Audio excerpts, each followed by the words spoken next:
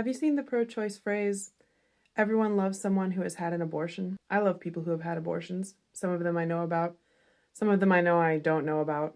It doesn't change that I'm going to work to try to stop abortion from happening, but it is important to keep in mind, especially when we are talking to strangers online and conversations can get very vitriolic and aggressive. It's important to keep in mind that people come to their positions through sometimes very difficult experiences.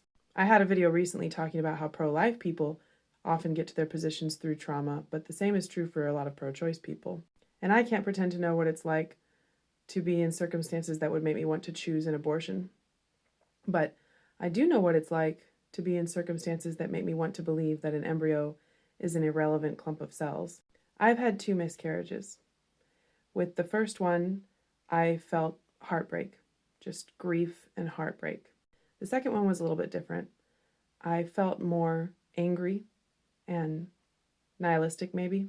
You've seen the pro-choice talking point that God is the biggest abortionist of all because so many fertilized eggs fail to implant, or there are so many miscarriages even after implantation. I'm an atheist. I don't believe in God, but I definitely thought a lot about the high rate of miscarriage. There was a part of me that thought, if nature doesn't care enough to keep these humans alive, then why should I care? It would be so much easier to believe that the little human beings that I lost were too underdeveloped to be morally significant, to be people, to be my children. It would be so much easier to believe that until they had reached some later milestone, like, I don't know, viability or some level of cognition, that they were just bodies waiting for minds, or souls if you believe in souls, but they weren't anything yet. So I don't need to be heartbroken or enraged.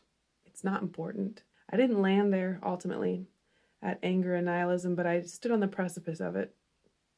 And even while I was going through it, I thought about how much easier that would be in some ways for me, and how much easier it probably is for a lot of people, whether it's miscarriage or abortion.